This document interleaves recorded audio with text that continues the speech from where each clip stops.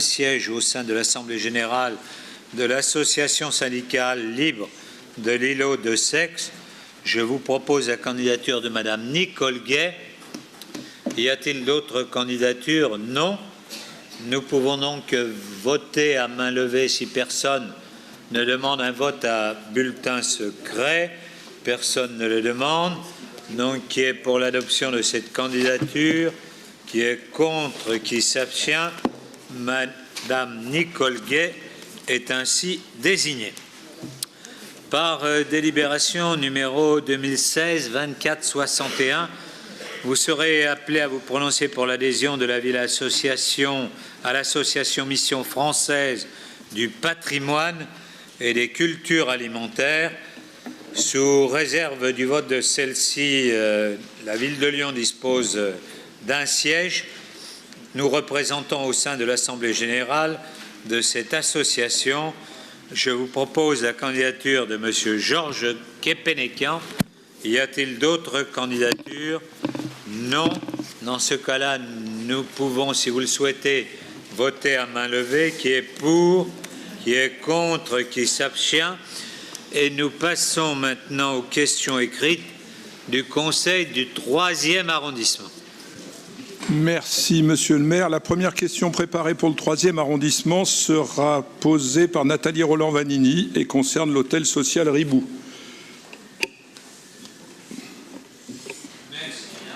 Merci, monsieur. Vous avez la parole.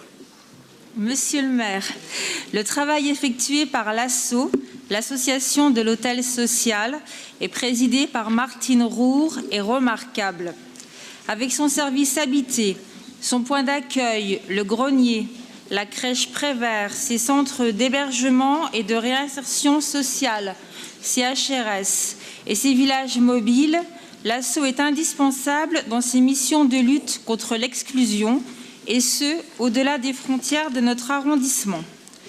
Aujourd'hui, la vétusté des locaux du CHRS Ribou, situé à l'angle des rues d'Aubigny et Termois dans le 3e, entraîne des coûts de fonctionnement particulièrement importants pour l'ASSO. C'est pourquoi l'association s'est lancée dans un projet de démolition-reconstruction de ce CHRS sur la parcelle voisine. Grâce à une opération tiroir, ces activités pourraient donc être maintenues durant le chantier. À l'heure où la lutte contre la pauvreté et l'exclusion connaît des besoins croissants, nous aimerions savoir, d'une part, comment la ville va accompagner l'ASSO dans ce projet d'envergure et d'autre part, ce que la ville compte faire du foncier qui lui appartient lorsqu'il sera libéré par l'association. Je vous remercie. Merci bien, Madame Aitmaten. Monsieur le maire, chers collègues, mesdames et messieurs, monsieur le maire du 3e arrondissement, le projet dont il est question aujourd'hui est porté par l'ASSO, une association créée, je le rappelle, il y a bientôt 40 ans par le maire de Lyon de l'époque, monsieur Pradel, et le président du CLOR, c'est-à-dire le comité de liaison des œuvres religieuses d'entraide. De cette alliance naquit alors l'hôtel social Ribou, un centre d'hébergement pour les hommes seuls en rupture sociale. Ribou était le premier-né d'une grande et belle famille, puisqu'allait suivre ensuite un CHRS pour femmes avec enfants, la Charade et sa crèche Jacques Prévert, initiée et portée et née grâce à Martine Roure. Un CHRS pour famille, accueil et logement, un accueil de jour dénommé Point Accueil et un atelier d'insertion, le Grenier, que vous avez rappelé. Si l'association de l'hôtel social a changé de nom en 2015 sous la houlette de sa présidente Martine Roure, que vous connaissez tous, et s'appelle dorénavant l'ASSO, les objectifs de l'association restent les mêmes. Il s'agit de lutter contre l'exclusion des plus démunis et de s'engager chaque fois qu'il est nécessaire. L'ASSO accueille et accompagne ainsi chaque année plus de 1500 personnes isolées ou en famille vers le logement, l'emploi et l'autonomie. L'ASSO est aussi un acteur de l'urgence. Elle l'a prouvé à travers son engagement dans les villages mobiles et continue cette année encore de mobiliser des places d'urgence dans ses différents CHRS. Forte de cette histoire et au regard de ce projet, la ville est fière aujourd'hui de soutenir l'association l'ASSO. J'ai l'honneur d'y représenter le maire de Lyon au sein de son conseil d'administration et nous votons chaque année une subvention de fonctionnement pour Point Accueil, son accueil de jour. Vous avez peut-être encore en mémoire l'expérimentation que nous avons soutenue il y a 2 ans avec l'État lorsque Point Accueil a décidé d'élargir ses capacités d'accueil aux familles. Nous n'avons pas souvent l'occasion de parler des accueils de jour dans cette enceinte et vous me permettrez, Monsieur le maire, de souligner le travail extraordinaire qui s'effectue au quotidien dans ces structures confrontées à un public de plus en plus divers et de plus en plus nombreux. Les accueils de jour jouent un rôle déterminant dans la prise en charge des personnes sans domicile et notamment constituent avec notre restaurant social et nos bains-douches un véritable rempart contre la précarité. En ces temps d'instabilité et de doute, il n'est peut-être pas inutile de rappeler également l'engagement de la ville de Lyon et de son CCAS en faveur des plus démunis. Cette année encore, plus de 130 000 personnes ont été accueillies dans nos 9 antennes de solidarité pour y bénéficier d'un accompagnement social, y contracter un microcrédit, y bénéficier d'un site domicilié et percevoir une aide financière ou être orienté vers son restaurant social. 1,6 million d'euros sont ainsi redistribués sous la forme d'aides facultatives. 70 000 repas sont servis chaque année et cet été, ce sont plus de 700 enfants qui ont bénéficié de l'opération estivale de la coordination alimentaire que nous animons. Acteur majeur de la cohésion sociale, le CCAS a en effet pour mission de coordonner l'action sociale sur son territoire. C'est ainsi qu'il anime un certain nombre de dispositifs avec ses partenaires afin de rendre la ville plus solidaire. Vendredi, je serai par exemple au Cirque Medrano pour une soirée cirque et solidarité à laquelle vous êtes d'ailleurs tous conviés et où vous bénéficierez d'une place gratuite si vous apportez un vêtement chaud. Plus de 1300 places ont été distribuées par Forum Réfugiés, Foyer Notre-Dame des Sans-Abris, la Fondation de l'Armée du Salut, Alinéa, l'Asso encore. 6 associations avec lesquelles nous menons des actions de fond pour lutter contre l'exclusion et veiller à ce que chacun accède à ses droits. Nous nous retrouvons aussi régulièrement à la Maison de la Veille sociale que nous gérons avec l'État au sein d'un groupement d'intérêt public. Le CCAS a également signé des conventions avec EDF pour que l'accès à l'énergie soit une réalité, avec le crédit municipal pour favoriser le microcrédit. Vous le voyez, c'est par une action multiforme et plurielle que nous menons la lutte contre l'exclusion et la précarité. Pour revenir à l'assaut et à la question qui nous est posée aujourd'hui, l'hôtel social a été construit en 1968 sur un terrain appartenant à la ville et nécessite, comme vous l'avez dit, de nombreux travaux d'entretien. Une opportunité de reconstruction s'est présentée grâce à la Salmas qui disposait d'une réserve foncière pouvant accueillir un nouveau bâtiment sur le site de son ancien siège.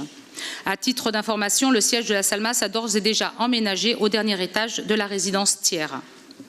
Je rappelle également à toute fin utile que la ville et le CCAS sont actionnaires majoritaires au sein de cette entreprise sociale pour l'habitat dont la vocation exclusive est de produire des logements foyers. Un projet de reconstruction de l'hôtel social a donc vu le jour sur la parcelle libérée par la Salmas, 21 rue d'Aubigny, dans le 3e arrondissement. Concrètement, le nouveau CHRS accueillera 80 places contre 72 aujourd'hui, avec une surface utile de 2500 m² utiles pour 3500 m² de surface de plancher. Le coût de l'opération s'élève à 6 235 165 TTC, majoritairement pris en charge par l'État, dont c'est la compétence, et qui assume la création des 8 places supplémentaires. Le financement repose sur le montage suivant. Un prêt PLAI de 4 035 165 sur 40 ans, qui générera une annuité de 140 000 € couverte par la future redevance dont le principe de la majoration a d'ores et déjà été écarté par la direction départementale régionale jeunesse et sport et cohésion sociale. Une subvention de la métropole au titre des aides à la pierre de l'État est prévue à hauteur de 1,2 million d'euros, ce qui représente un financement de 15 000 € par logement. Une subvention d'équipement plafonnée à 0,8 million d'euros devrait être attribuée par l'État. Et enfin, une subvention d'investissement de la ville de Lyon de 500 000 €. La valeur d'ajustement sera constituée par une mise sur fonds propres de la Salmas jusqu'à concurrence de 1,1 million d'euros, ce qui sécurise le financement. Ce chiffrage a été réalisé par un économiste spécialisé et ne prend pas en compte l'actuelle dynamique de baisse qui pourrait qui pourrait absorber des prix qui s'inscriraient légèrement en hausse. Nous avons ainsi, par exemple, constaté récemment une réduction de 20% sur les lots de la résidence ZAY. La durée des travaux est estimée à 18 mois, ce qui nous amène à une livraison du nouveau CHRS fin 2019.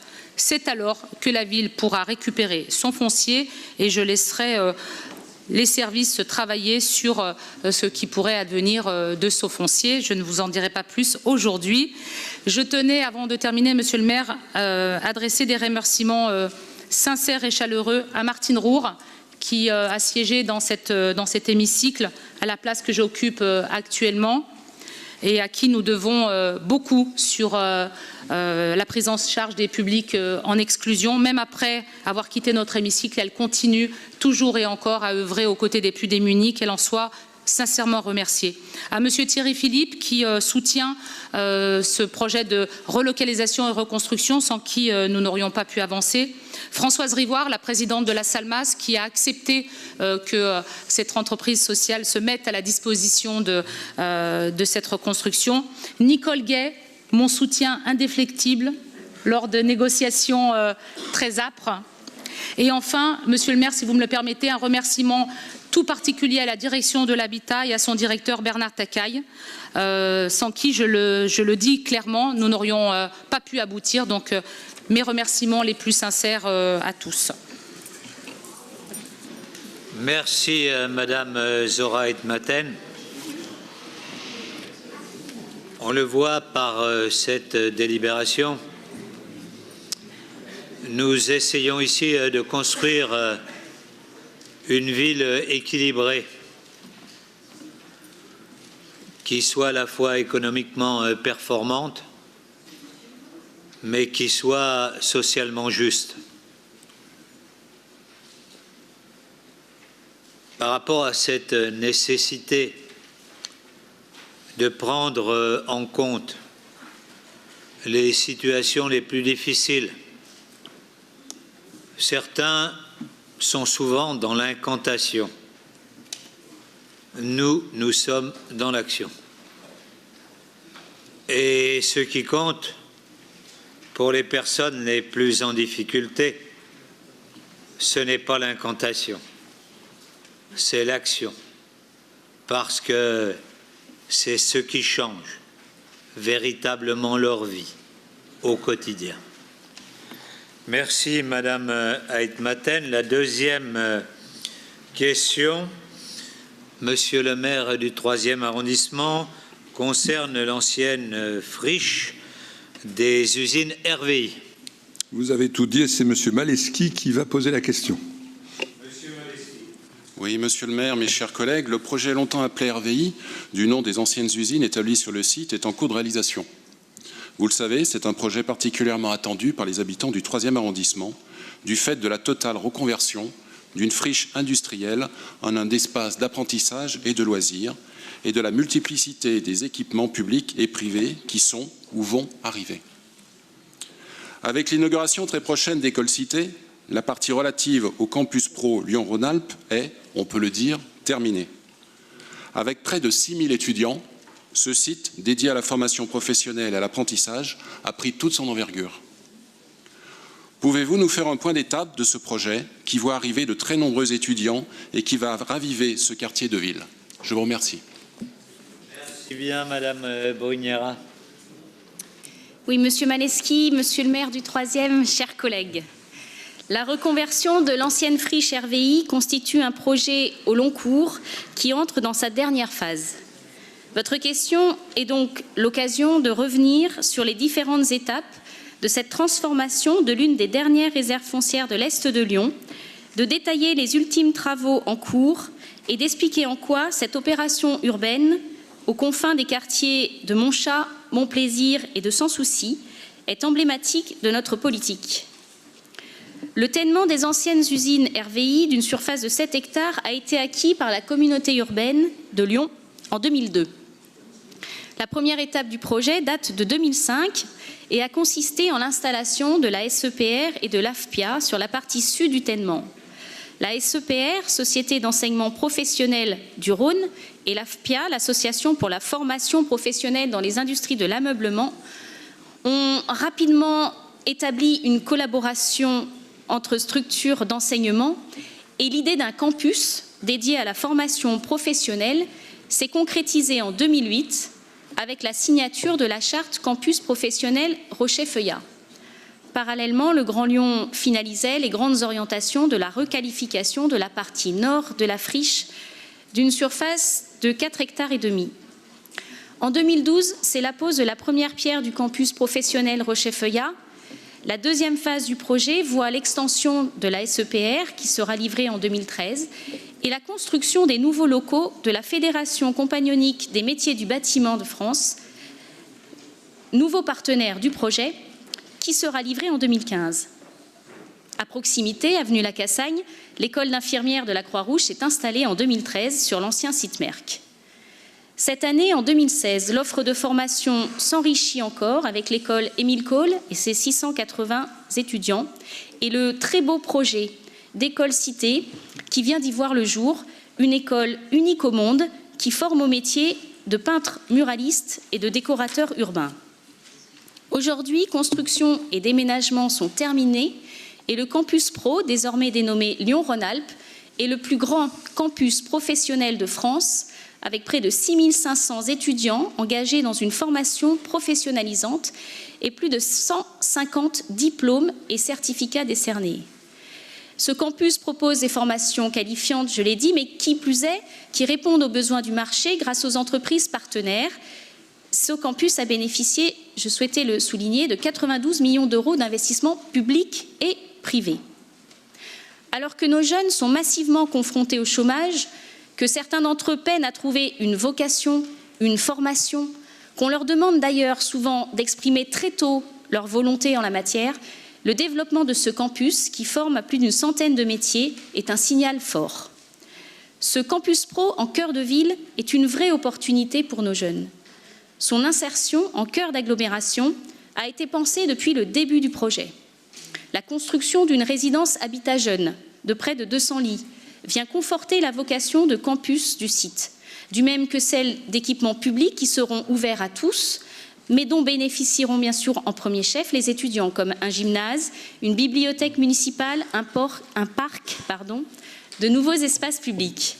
Ainsi, la reconquête de cette friche a été faite en privilégiant l'intégration des établissements à la ville et au quartier, la qualité de vie des étudiants et des habitants, ainsi que l'ouverture aux entreprises en valorisant la formation professionnelle. Le campus pro est donc achevé et la mutation du quartier se termine par la réalisation des différents espaces publics qui le recomposent. L'offre de logement est étoffée grâce à l'unité d'hébergement étudiant que je viens de citer, dont la livraison est prévue courant 2017. Une unité de logement social de Grand Lyon Habitat située en cœur d'îlot est quant à elle finalisée et en cours d'attribution. Une bibliothèque municipale, cher Georges Kepenekian, de 1000 m² a été construite en bordure nord du quartier. Elle vient compléter le réseau municipal des bibliothèques de proximité et proposera une offre documentaire et de nouveaux services à un large public. Quasiment terminée, elle a connu, vous le savez, un problème de plancher qui a retardé l'ouverture. Cet aléa de chantier est en cours d'expertise et la bibliothèque devrait ouvrir au printemps. Elle est très attendue de tous, vous vous en doutez, et notamment, je me permets, j'ai rencontré il y a peu un collectif d'assistantes maternelles qui espèrent y trouver la même offre d'activité pour les tout-petits qu'à Vèze, par exemple. Ensuite, le parc public d'une superficie de 8000 m² va voir ses travaux débuter en février et la livraison est prévue en décembre 2017. Ce parc a fait l'objet d'une concertation importante avec les riverains et la création de l'association de gestion du jardin partagé qu'il comprendra se tiendra ce jeudi. Ce parc s'appellera d'ailleurs le parc Zénith, Zénith en référence au nom d'un carburateur qui était fabriqué dans les usines du site. Enfin, une nouvelle voirie publique, la rue Félix Rollet, une traversée apaisée en zone 20, a été ouverte pour desservir le cœur du quartier. La voirie définitive, ainsi que la création de parvis pour les différentes écoles, la reprise des trottoirs seront réalisées pour septembre 2017. Quant au gymnase de la SEPR, qui sera également ouvert aux associations du quartier, le permis de construire a été délivré et les travaux sont prévus début 2017. Voilà très rapidement brossées les différentes étapes réalisées et en cours qui conduiront à la métamorphose de ce secteur stratégique de notre ville au cœur du 3e arrondissement. Une métamorphose dont toutes les phases ont été coordonnées et maîtrisées afin de conduire à un projet global et cohérent, un projet représentatif de la manière dont nous souhaitons développer notre ville. Nous souhaitons tout d'abord renouveler la ville sur elle-même afin de limiter l'étalement urbain, et c'est ce que nous avons fait en reconvertissant cette ancienne friche industrielle. Ensuite, nous souhaitons renouveler notre ville en respectant sa beauté, en conservant son patrimoine, et notamment ici, son patrimoine industriel.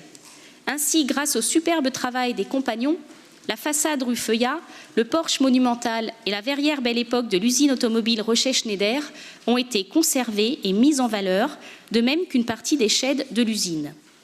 Nous souhaitons conserver et embellir notre patrimoine tout en construisant la ville de demain. Pour cela, nous cherchons dans toute opération urbaine à répondre aux besoins quotidiens des Lyonnais. Ainsi, dans ce nouveau quartier, nous proposons des formations et des emplois, construisons des logements, nous introduisons du végétal en ville et nous offrons de la culture, des espaces publics, du sport et notamment un parc. Le parc sera le parvis de la bibliothèque. Le dégagement au droit du mur pédagogique des peintres d'école cité